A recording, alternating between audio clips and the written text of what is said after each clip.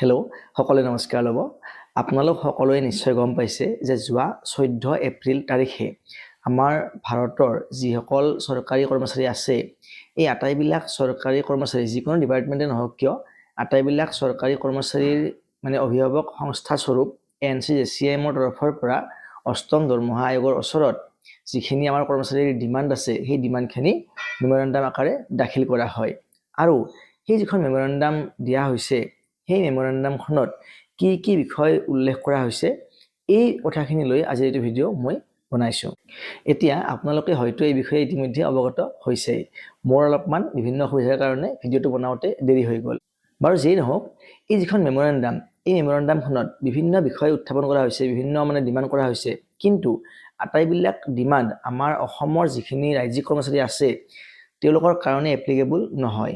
কাৰণ central government employer যিখিনি সা সুবিধা আৰু ৰাজ্যিক কৰ্মচাৰীৰ যিখিনি সা সুবিধা এইখিনি পৃথক পৃথক।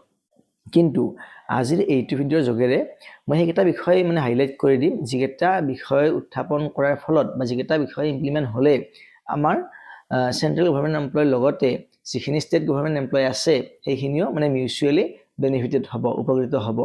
গতিকে মই এনেকুৱা বেনিফিট হ'ব পৰা 6টা বিষয় বাছি লৈছোঁ আজি। আৰু সেই 6টা বিষয় হৈছে আমাৰ family unit, fitment factor, annual increment, revised pay effective date, DA merger আৰু হাউচ ৰেণ্ট এলাউন্স। এতিয়া প্ৰথমতে আহিছোঁ ফেমিলি ইউনিট। মই আগৰ ভিডিঅ'বিলাকতে উল্লেখ কৰিছোঁ যে এইবাৰ NCJCMৰ তৰফৰ পৰা ফেমিলি ইউনিটটো বৃদ্ধি কৰাৰ কাৰণে হয়তো ডিমাণ্ড কৰা হ'ব পাৰে। কাৰণ বৰ্তমান যিটো ফেমিলি ইউনিট চলি আছে সপ্তম দৰমহা আয়োগৰ মতে সেইটো হৈছে 3 আৰু সেই ফেমিলি ইউনিট মতে মাকক 1, দেউতাকক 1 আৰু ল'ৰা ছোৱালীক 0.5 কৈ ধৰা হয়। গতিকে টোটেল হয় 3। কিন্তু এই ফেমিলি ইউনিটটোত গভৰ্ণমেণ্ট এমপ্লয় এগৰাকীৰ মাক দেউতাকৰ স্থান নাই। কিন্তু যিহেতু বৰ্তমান চৰকাৰে বিভিন্ন নিয়ম বাহিৰ কৰিছে যে নিজৰ পিতৃ মাতৃক চোৱা চিতা কৰিব লাগিব, চোৱা চিতা নকৰিলে তেওঁলোকৰ দৰমহাৰ পৰা পাৰ্চেণ্টেজ কাটি মাক দেউতাকৰ একাউণ্টত ভৰাই দিব। বিশেষকৈ অসম চৰকাৰে এইটো নিয়ম কৰিছে। গতিকে আৰু যিয়ে নহওক নিয়ম কৰকে বা নকৰকে কিন্তু এগৰাকী কৰ্মচাৰীৰ দায়িত্ব এইটো, এগৰাকী ব্যক্তিৰ কৰ্মচাৰী হওক বা নহওক তেওঁ লাগিলে যিয়ে নহওক কিয় চৰকাৰী চাকৰি কৰকে বা নকৰকে এগৰাকী ব্যক্তিৰ দায়িত্ব যে তেখেতে নিজৰ পিতৃ মাতৃক চোৱা চিতা কৰিবই লাগিব। গতিকে এইবাৰ NCJCMৰ তৰফৰ পৰা সেইটো উল্লেখ কৰা হৈছে যে যিহেতু পিতৃ মাতৃৰ লগত থাকে তেনে ক্ষেত্ৰত ফেমিলি ইউনিটটো 5 যাতে কৰা হয় এইটো ডিমাণ্ড কৰা হৈছে। দ্বিতীয়তে ডিমাণ্ডটো হৈছে ফিটমেন ফেক্টৰৰ। এতিয়া ইয়াতে আমাৰ বৰ্তমান যিটো ফিটমেন ফেক্টৰ চলি আছে 7 পে কমিশ্যনৰ মতে সেইটো হৈছে 2.57। কিন্তু অষ্টম দৰমহা আয়োগত সেই 2.57 ফিটমেন ফেক্টৰটো বৃদ্ধি কৰি 3.83 লৈকে নিয়াৰ কাৰণে ডিমাণ্ড কৰিছে। এতিয়া 3.83 হোৱাৰ লগে লগে যদিহে তেনেকুৱা হয় তেনেহ'লে এগৰাকী কৰ্মচাৰীৰ যিটো মিনিমাম দৰমহা হ'ব, পে হ'ব, সেইটো হ'ব 69,000। কিন্তু এই কথাটো এনেকুৱা, মই এটা সৰু উদাহৰণ দি বুজাই দিছোঁ। ধৰা হ'ল মোৰ এখন কাপোৰৰ দোকান আছে আৰু মই এটা বস্তু বিক্ৰী কৰিব ওলাইছোঁ।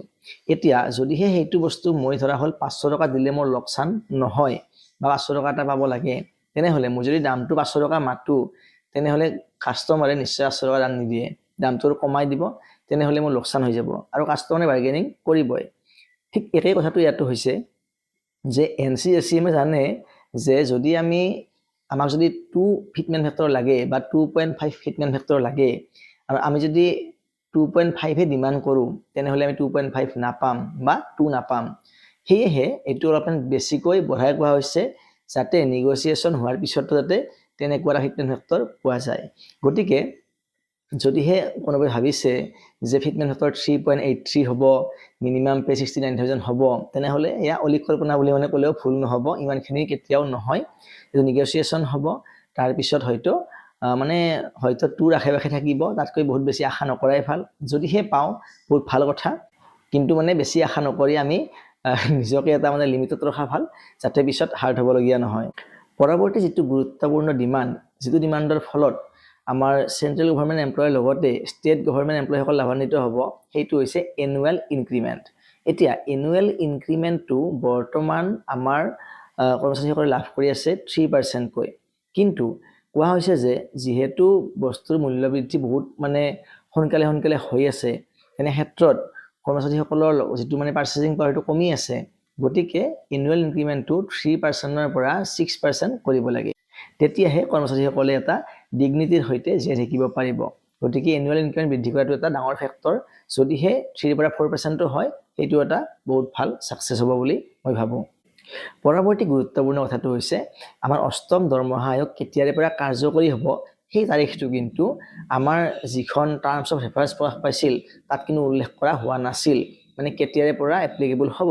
গতিকে NCSCMA নিজৰ মেমৰেণ্ডামখনত স্পষ্টকৈ উল্লেখ কৰিছে যাতে 8ম দৰমহা আয়োগ ইফেক্ট হয় 1/1/2026 পৰা।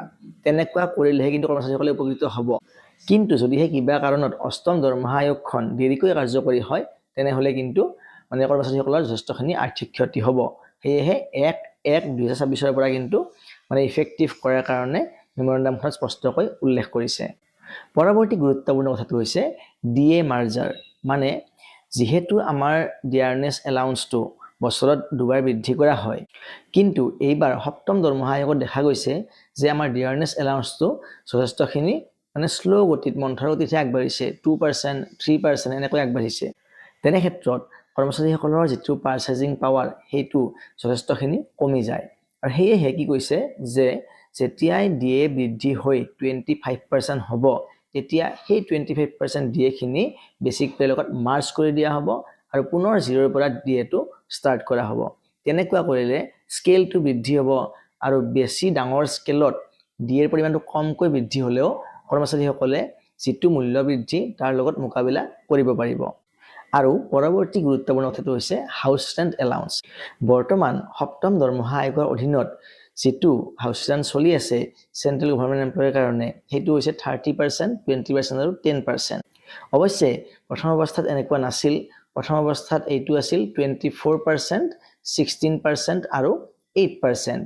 কিন্তু যেতিয়া DAৰ মানে পাৰ্চেণ্টেজটো 25% হৈ গ'ল, তেতিয়া সেইটো বৃদ্ধি হৈ গ'ল 27%, তাৰপিছত 18% আৰু 9%। আৰু DA 50% হোৱাৰ লগে লগে সেইটো বৃদ্ধি হৈ বৰ্তমানৰ অৱস্থাটো পাইছে 30%, 20% আৰু 10% ফৰ চেণ্ট্ৰেল গভৰ্ণমেণ্ট এমপ্লয়িজ। আমাৰ ষ্টেটৰ কাৰণে কিন্তু বেলেগ, এইটো জানে আপোনালোকে। আৰু এই ৰেটবিলাক হৈছে আপোনাৰ চিটি ৱাইজ, মানে X কেটেগৰী চিটি আছে, Y কেটেগৰী আছে আৰু Z কেটেগৰী আছে। যিবিলাক চিটিত পপুলেশ্যন 50 লাখতকৈ ওপৰত থাকে সেইবিলাক X কেটেগৰী, বা যিবিলাকত আপোনাৰ 5 লাখৰ পৰা 50 লাখলৈকে থাকে পপুলেশ্যন, সেইবিলাক হৈছে আপোনাৰ Y কেটেগৰী। আৰু যিবিলাক আপোনাৰ 5 লাখতকৈ কম পপুলেশ্যন থকা চিটি আছে সেইবিলাক হৈছে Z কেটেগৰী। গতিকে 8ম দৰমহা আয়োগে এইবাৰ কি কৰিছে, যিবিলাক X কেটেগৰী চিটি আছে, অৰ্থাৎ যিবিলাক চিটিৰ পপুলেশ্যন 50 লাখতকৈ ওপৰত, সেইবিলাকৰ কাৰণে হাউচ ৰেণ্ট এলাউন্সটো 40%লৈ বৃদ্ধি কৰাৰ কাৰণে প্ৰস্তাৱ দিছে। যিবিলাক আপোনাৰ Y কেটেগৰী আছে তাৰ কাৰণে 35%, আৰু যিবিলাক আপোনাৰ Z কেটেগৰী আছে তাৰ কাৰণে 30% মানে ইনিচিয়েলি বৃদ্ধি কৰাৰ কাৰণে প্ৰস্তাৱ দিছে। সেইটো অৱশ্যে যেতিয়া DA বৃদ্ধি হৈ গৈ থাকিব, তেতিয়া হাউচ ৰেণ্ট এলাউন্সটো অট'মেটিকেলি বৃদ্ধি হৈ গৈ থাকিব। গতিকে এই যিখিনি প্ৰস্তাৱ দিছে এইখিনি অত্যন্ত গুৰুত্বপূৰ্ণ প্ৰস্তাৱ, কাৰণ যিহেতু বৰ্তমান সময়ত এখন মানে আপোনাৰ উন্নত চহৰত এটা ঘৰ ভাড়া লোৱাটো বৰ জটিল কাম হৈ পৰিছে বা বহুত ভাড়া হৈ গৈছে। গতিকে যিখিনি চেলাৰী পায়, মানে যিখিনি চেলাৰীত হাউচ ৰেণ্ট এলাউন্স লাভ কৰে, সেইখিনি একচুৱেলি এটা ঘৰ লাভেই নকৰে। লগতে এইটো কথাও তেওঁলোকে উল্লেখ কৰিছে যে বৰ্তমান 7 পে কমিশ্যনৰ আণ্ডাৰত বা এতিয়ালৈকে যিখিনি পে কমিশ্যন চলি আহিছে তাতে যিখিনি পেঞ্চনাৰ আছে তেওঁলোকক কোনো ধৰণৰ হাউচ ৰেণ্ট এলাউন্স প্ৰদান কৰা নহয়। কিন্তু লক্ষ্য কৰিলে দেখা যায় যে বহুতো পেঞ্চনাৰে কিন্তু চাকৰিৰ পিছতো নিজৰ ঘৰ ল'ব নোৱাৰে আৰু ভাড়া ঘৰতে জীৱনটো চলি যায়। কিন্তু যিহেতু হাউচ ৰেণ্ট তেওঁলোকৰ পৰা কৰ্তন হৈ যায়, তেওঁলোকৰ চলা মেলাত যথেষ্টখিনি অসুবিধা হয়। তেনে ক্ষেত্ৰত তেওঁলোককো, মানে যিখিনি পেঞ্চনাৰ আছে সেই পেঞ্চনাৰসকলকো হাউচ ৰেণ্ট এলাউন্সটো দিয়াৰ কাৰণে পোষকতা কৰিছে এইবাৰ NCSCMA। গতিকে এই দাবীখিনি মানি লয় নে নলয় সেইখিনি সম্পূৰ্ণৰূপে নিৰ্ভৰ কৰিব 8ম দৰমহা আয়োগৰ ওপৰত আৰু চৰকাৰৰ ওপৰত। কিন্তু যিখিনি ডিমাণ্ড কৰিছে সেইখিনি যথেষ্টখিনি ভাল হৈছে বা কৰ্মচাৰীসকলৰ কাৰণে মানে হিতকৰ হৈছে বুলি আমি ক'ব পাৰোঁ।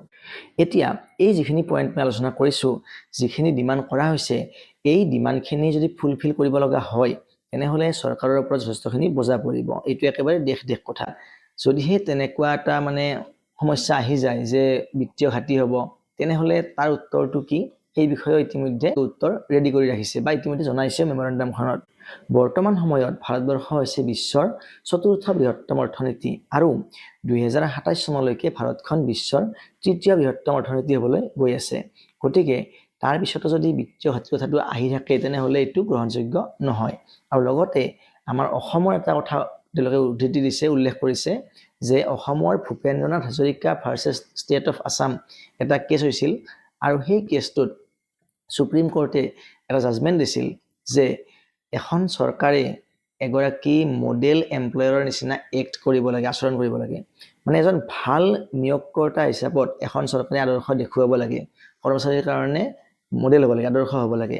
আৰু লগতে যাতে কৰ্মচাৰী এগৰাকীয়ে বা এগৰাকী যিয়ে ভৱিষ্যতে কৰ্মচাৰী হ'ব, যিয়ে এছপিৰেণ্ট অৰ্থাৎ চাকৰিৰ কাৰণে এপ্লাই কৰি আছে, যাতে তেওঁলোকে ডিমটিভেট নহয় যে চৰকাৰী চাকৰি কৰিলে মই কি লাভ পাম, মই কিমান টকা ইনকাম কৰিব পাৰিম, যাতে এনেকুৱা এটা মনৰ অৱস্থা আহি নপৰে, যাতে প্ৰিপাৰেশ্যন কৰিব তেওঁলোকে ইনস্পায়াৰ্ড হয়, তেনেকুৱা ধৰণে চেলাৰী পাতি আদি প্ৰদান কৰিব পাৰে, যাতে এগৰাকী কৰ্মচাৰীয়ে সম্পূৰ্ণ সন্মান সহকাৰে জীয়াই থাকিব পাৰে।